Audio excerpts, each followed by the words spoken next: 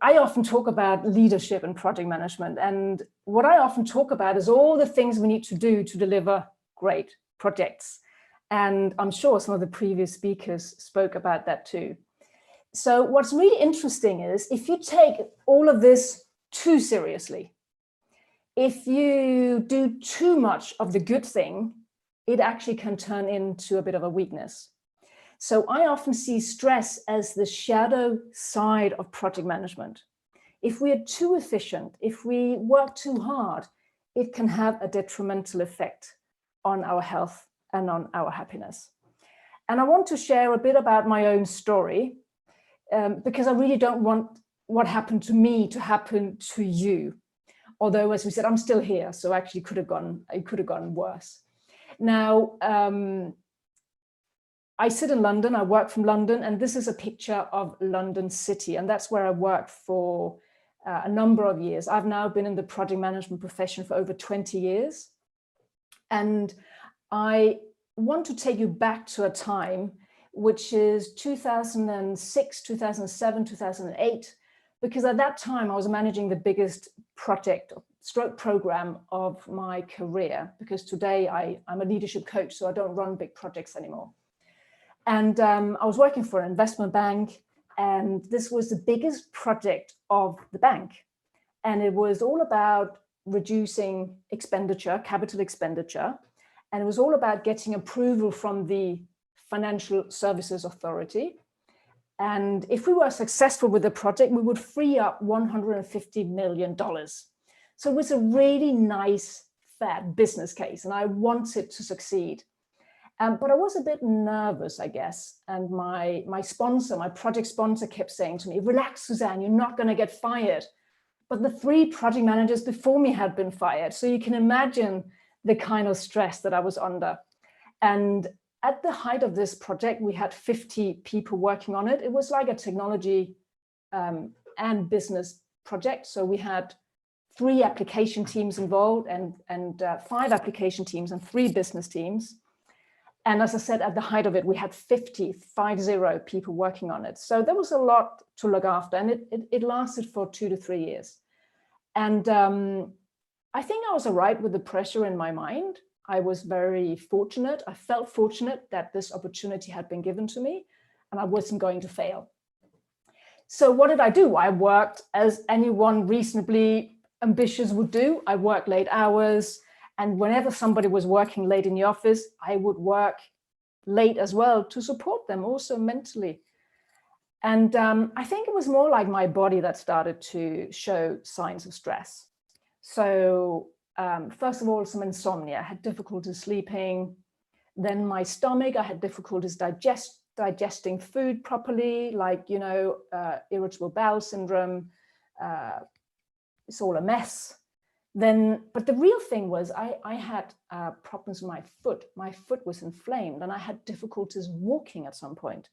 And actually what that is it's just like a symptom of the body being, I think, too acidic. So basically, there's just inflammation in a big part of the body. So it just starts to go wrong a little bit everywhere. And before I tell you exactly what I did to overcome stress, I want to take you to 2008, because now 3 years had passed. The summer, in fact, in September of 2008, my project came to an end. It was actually delivered well. We got the capital savings. And the same week as the project was delivered, a few other things happened. I was invited to go on a leadership program. And that same week, the financial crisis started, because the Lehman Brothers went bust that very week I went on my leadership program. And so I remember everything very, very clearly. And I remember this leadership program because I was coached for the first time. And I came to this coaching session with the topic of, I'm stressed out, help, what shall I do? And something really happened inside the space of that 1-hour coaching session, because I felt for the first time, I felt really empowered to make a change. I felt that I wasn't a victim anymore. It wasn't done to me. It wasn't the fault of my employer or my project or whatever. Actually, if I decided to leave and go home at 5 p.m., I could go home at 5 p.m. And it sounds so simple, but something really clicked in my mind. And I thought, wow. It was like I felt this barrier lifting, like a cloud disappearing. I was like, wow, I can really do what I want to do then. And this whole week, so many things happened from this one week. I got interested in coaching. I got interested in what I could really do differently when I put my mind to it. And it was a leadership program I went on. So I also got interested in leadership. So everything exploded for me. And it set me off on a new path. I began to study coaching. I began to study leadership. I began to experiment on myself with what I could do differently with myself and with my teams. I wrote my first book, as was mentioned, the coaching workbook, the project management coaching workbook. And I began to coach project managers within my organization or within the bank where I worked. And just to finish off this part of the story, actually about my own career. So I actually, for the last 7 years, I've now been doing this full time. So I coach project managers and I run leadership workshops. And then I wrote the second book, the Power of Project Leadership, which is now in second edition. So that kind of takes us up to today, but I want to go back and tell you, what did I then do more specifically to overcome the stresses that I experience? And that I really hope that you don't get to a point where your whole body is infected or infested with stress like mine was. Well, I got better at asking for help, actually, and something interesting happened as well, because I went up to HR at some point. I was really exhausted, and I just wanted to ask about sabbatical. And I thought that I was speaking to HR in confidence, so I was talking to them, saying, I am feeling very tired. What happens if I want to take like 3 months off work? And they were very polite. They spoke to me. But the next morning, my boss turned up at my desk and saying, Susanne, what's going on? I hear that you're not doing well. And I was like, oh my God, I thought it was a confidential conversation. But actually something good came of it, because I got a junior project manager assigned to help me out. And that freed me up to just deal with some of the more strategic parts of the project, to do more of the stakeholder management, whereas the junior project manager would deal more with timesheet tracking and tracking progress and reporting. So that was a huge help. And it really taught me a lot about delegating and asking for help. So many project managers feel they have to be superheroes. We have to know it all and do it all. And if we ask for help, or if we say we can't cope, we show weakness. But that attitude is just a road to stress. So really consider that carefully if you feel you have to be the superhero. And then I really began to play with this idea of leaving the office at a certain hour and not thinking about work once I left. And as you saw on the picture before, I worked in the City of London, right next to St. Paul's Cathedral. So I remember that I left the office one day, going down the escalators of St. Paul's Cathedral into the underground, and I decided not to think about work. And on my way down the escalator, there was a thought about work that popped into my head. And I thought, no, let's put that aside. I'm going out tonight, I'm not thinking about that.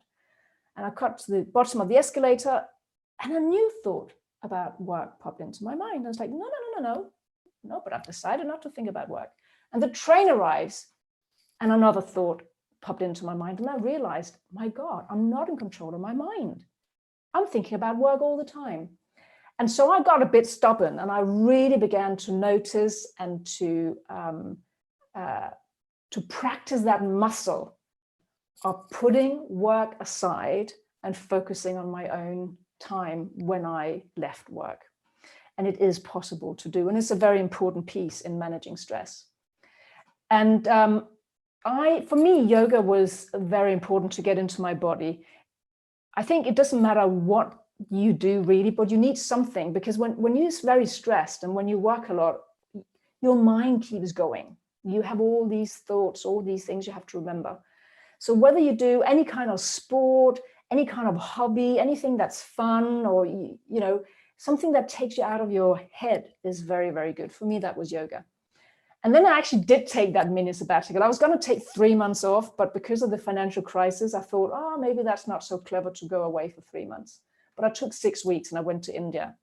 And that really kind of put me on a different track. So that's some of the things I did to overcome stress. Now I want to take you through some of the, let's say, the 3 physiological stages of stress, rather. Just so you understand more what's happening and where you are in each of these 3 stages. So stage number 1 is the alarm stage. This happens to all of us. It means that you get stressed over something. Your body goes into either fighting what you find stressful, or you run away, or you just freeze. This could be realizing that you have hundreds of emails that you need to go through, or your client asks for a change request, or could be anything that makes your stress hormones rise. Your heart rate will go up, and you'll feel, oh, gosh, what am I going to do? That's okay. This is something that's built into us. It's actually a very rudimentary part of our survival instinct.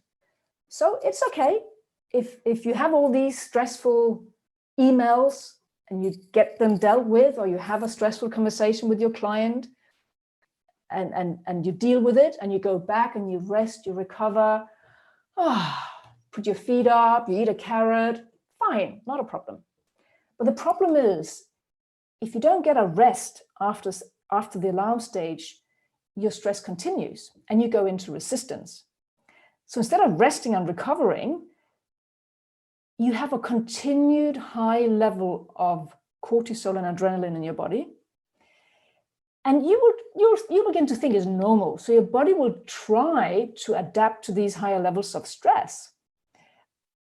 But actually, you still have all these stress hormones running around. And it means that you are now going to be more focused on external stress events, what's happening on your project, rather than your body trying to repair itself. And you might begin to feel irritated or frustrated, or you might also be in denial and say to yourself, oh yeah, this is normal. It happens to everybody. Everybody's busy. You know, people normally don't sleep well at night. So you might find excuses and ignore your body signals. Again, if you take a long holiday here, you have downtime in between 2 projects, you can still come back and your body can still repair itself if you're lucky.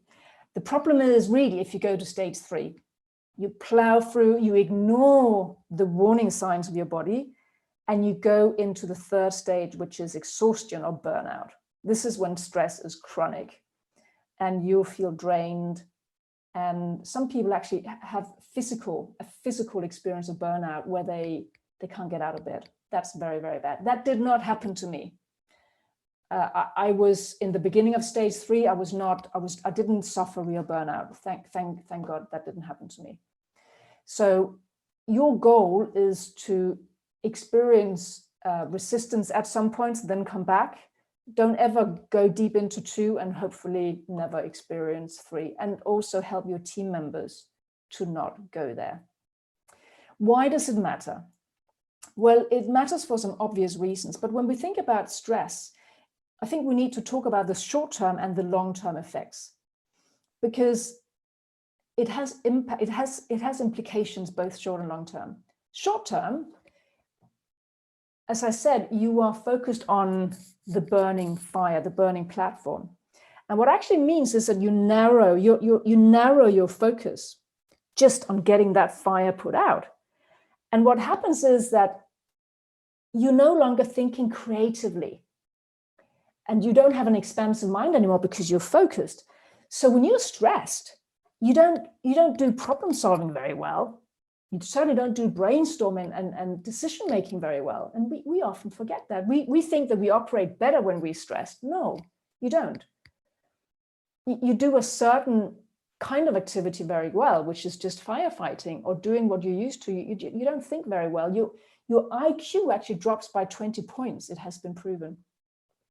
And then there's the long-term effects. So the long-term effects is a little bit about what I just shared. It has a detrimental effect on your body. And what happens is, because you're so focused on fighting the fire that's external to you, your immune system shuts down because your body doesn't have resources to do the internal repair and the internal defense mechanisms. You're just using all of your energy on fighting the external issues. So that's the real problem here. And you see here, we say 95% of disease may be stress related. And that's because only 5% of disease may be gene related. The rest, actually your body can repair itself if you give it the right conditions. And the right conditions mean that you need to give your body the ability to repair itself and to recover away from stress. Not every day, because we will experience stress on a project, but you need downtime in between your projects, or at least in the evenings or every weekend. I also want to share Peter's story with you. Now, Peter was not his real name, by the way, but he attended a leadership program that I'm running for the construction sector. And he ran a big program some years ago in the rail industry. And he felt that it was heavily under-resourced. So what he did to compensate was that he worked for 9 months. He worked every weekend and every evening personally to compensate. And he collapsed at work. He fell over, poof. And he was rushed to hospital and he had chest pain. And it turned out that he had a condition where fluid accumulates around your heart. And that's a condition that is deadly if you don't do something about it. So this was a real wake-up call, much stronger wake-up call than what I had. And it was a wake-up call for Peter and for his employer. His employer started implementing stress management courses, and Peter attended a stress management course and made some radical changes to his life. He began, when he drove home from work, he began to say to himself, when he reached the last set of traffic lights, he decided that that is where work ends and home life begins. He left his laptop in the boot of his car, and he didn't check email between 7 p.m. and 7 a.m. And his team knew that. He also began to spend more time on his friends, family, hobbies, and he got more physically active. And what I love about this story is that this is 12 years ago. Today, Peter manages projects and programs that are way bigger. Yet out of the whole cohort of people in our leadership program, he was the only one who put up his hand and said, every night I sleep well, because I have learned to switch off. So you see, it's not necessarily the amount of stress you're under that matters. It is how you deal with that stress and whether you can decouple from it that really matters. So we can learn a lot from Peter's story. Now, right now, I want you to consider if there are some warning signs for you at the moment that you need to be aware of in your own life. So we have here cognitive symptoms, emotional symptoms, physical symptoms, and behavioral symptoms. So cognitive symptoms could be you're worrying too much, you're anxious. And these are also some symptoms we could have seen with the current crisis, by the way, because people also react like this when there is a crisis. Emotional symptoms, you get irritated, very low mood, depressed maybe. Physical symptoms, you can have all kinds of aches and pains. And then some behavioral symptoms. Some people isolate themselves when they get stressed. Other people just talk incessantly. We all react differently to stress. I don't think anyone would experience all of these warning signs. But if you really tune into yourself, you will know yourself. The question is, are you ignoring your warning signs? And if you work with other people, watch out for warning signs in other people. Are they changing their behavior? Are they overly anxious? That is a sign of stress. So let's look at a few things that you can begin to do.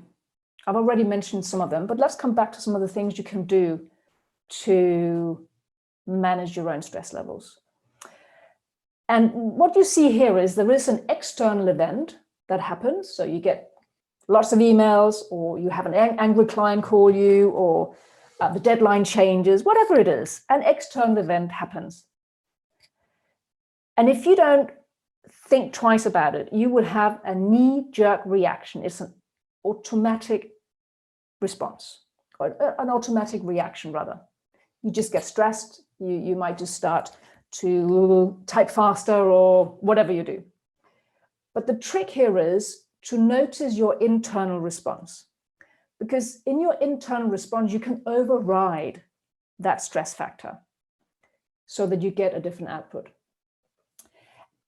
And I want you to think about a situation where two people are in the same room, two people hear the same message from the client. One person walks out stressed and anxious, the other person is perfectly fine. What does this show us? It shows us that it is not the external message or the external event that stresses us. It is how we interpret that event. So what I'm trying to say here is, stop. When something stresses you, you need to stop.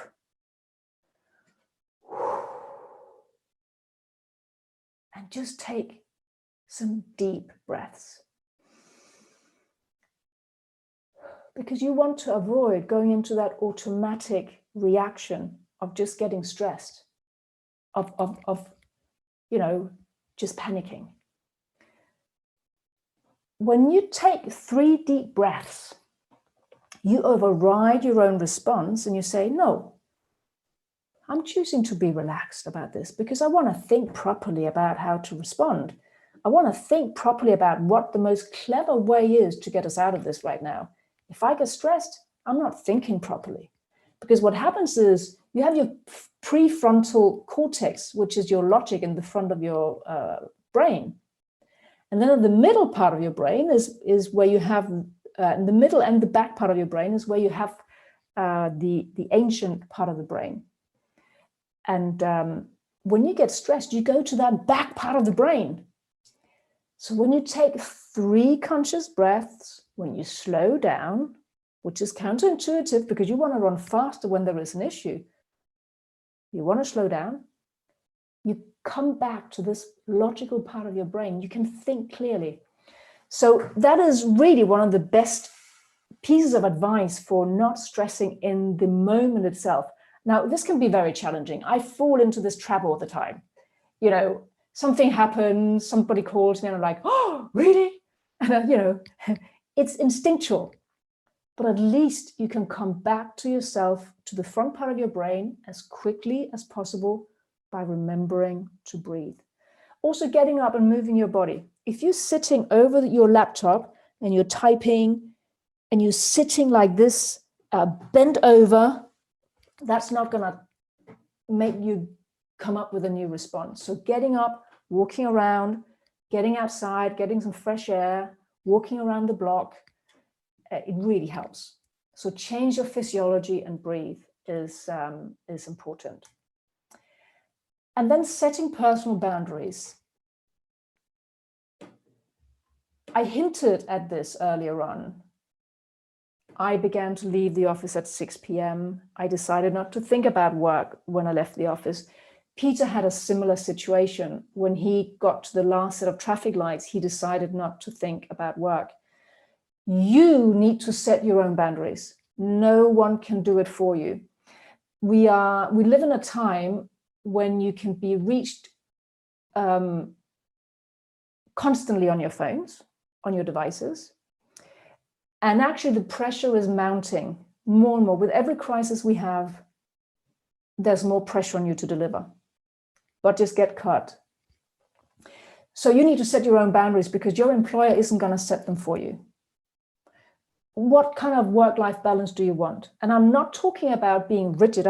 Those people who get up at 5:30 and they leave the office and they don't care about the team and they just come back the next morning. That's not what I'm talking about, because that's also not very collaborative. And you're just leaving your colleagues with more work perhaps. So you need consideration for the workload, but you also need consideration for yourself. Do you really want to work in the evenings? Do you really want to work on weekends? When there is a deadline coming up, it's okay. But when there are no big deadlines, then really you should be minding to your own health and happiness. And take a lunch break. Yeah, I know this depends on cultures. In England, we tend to eat in front of our desk. In France, I know that they take their lunch breaks very seriously. So that can be a really good way to de-stress, to take a proper lunch break. And have a shutdown ritual. Shutdown ritual means that at the end of the day, put your notes away, write down the things you need to do tomorrow, and then leave it there. Don't spend your evening thinking about work. Just a little bit about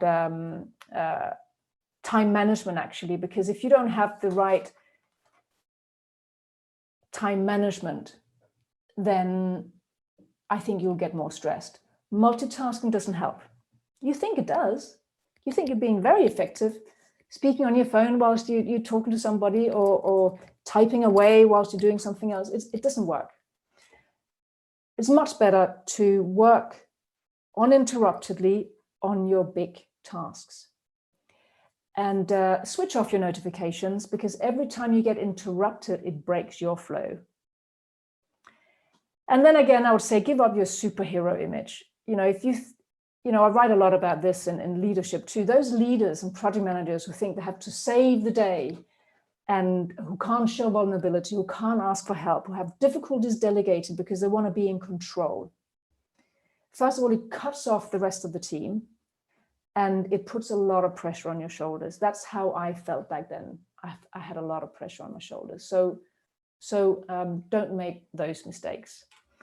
And I think this kind of summarizes, it doesn't summarize, but it's kind of some of the most important things I wanted to share with you. I would really love for you to, because this is limited time and there's so much more to say. I have a lot more material on YouTube. There's more extensive material there. There's my website with lots of free resources. You don't even have to register. I've deleted my mailing list, so all my resources are freely available. And then there is LinkedIn as well. So I think that's what I wanted to share with you, and I believe we may have a few questions. Susan, thank you so much for sharing. I think that stress management question is one of the most touching now, especially in the current conditions. Yeah, we have in chat, we have a question from Sarah from France. So she asked, do we need to flee toxic environments to protect and prevent these psychological stages? This question was when you were talking about three stages from of stress. So could you say if we need to flee as in run away? Is that what she means? Well, I guess that the Sarah means to get away from that environment. That's how I understand the question. Yeah, I mean, you do need enough time away to create a break. So I think what's really important is you get what I call recovery time. What does recovery mean? It means that your body regenerates itself. It means that all the cells in the body can repair. So it means you get into deep sleep. It means you get really relaxed, where you just don't worry about anything, and where you do sports. So whatever you need to do to flee, to run away from your current environment, you can also run away in the evening. You can create a little mini retreat on a weekend. You can do a retreat at home. All it means is switch off your devices. I don't think that having your phone on you all the time and ping, oh, is it a work conversation? Is it a private conversation? Even people can stress you out. Even your friends can stress you out. So sometimes detox from the media, get away from the media, get away from the news, get away from the phone, just be in nature. So flee, I think sometimes, don't run away from a deadline, please. I didn't say that. Because we are here to deliver value to our clients. And I think that goes, we have to say that. Of course, that's what projects are about. But you need to protect yourself. Definitely. Thank you. I have to say that since you don't see the chat, I see that Ernesto from Mexico texting that he would love to hear more about your material and asking if it's possible to get in touch. So maybe you can say again about that, your LinkedIn profile. Yeah, that's Yes. now on the screen. So how to get in touch with you, if it's possible. Yeah, so basically I have two websites. I have SusanneMadsen.com, which is this one here, and I have a lot of resources on there. They're mostly project management resources, not so much stress management. In the book, there is a section devoted, there is one of the keys, because there's 7 keys in here. The last key is really about your own, your own time management, your own stress management. So there is a proportion of the book dedicated to it. That's the second website I have, Power Project Leadership. I coach people privately, in addition to all the work I do corporately. And I think all of the information is on my website. I would love to hear from you. Awesome, thank you. And the last question for this session from Victor from Peru. So he's asking how we can establish the boundaries from life and job, since many of us work from our homes right now. Okay, good question. I would say that you presumably have a workspace. Even if you work at your dining table or your kitchen table or your living room, you can still say at the end of the day, I close my laptop, I put my papers away, now work is over. You need to decide with yourself what time is work over, because it's too easy to work just all evening and the whole thing just blends in. Believe me, I work from home a lot because when I'm not out delivering trainings, I am coaching from home. So it's very important that we establish time boundaries. So actually, I have never spoken on a weekend before, because weekend should be dedicated to yourself. There are exceptions, like today, but otherwise, weekend should be dedicated to you. So when you work from home, time. What time do you want to be on and what time do you want to be off? And then clear your space down. And you have great advantages working from home. You can go for a walk at lunchtime. So people sometimes feel they have to work harder when they're working from home because they don't want their employer to think that they are just taking advantage. But this is a two-way thing. You need to make sure that your employer isn't taking advantage. So make sure you get your breaks and go for walks. Well, thank you. Thank you for these ideas, and thank you for your contribution to our event. I'm afraid that we have to stop this little Q&A because we're running out of time. But for all this half an hour, I'm sure that all attention was drawn to every your word, because that's a really touching question.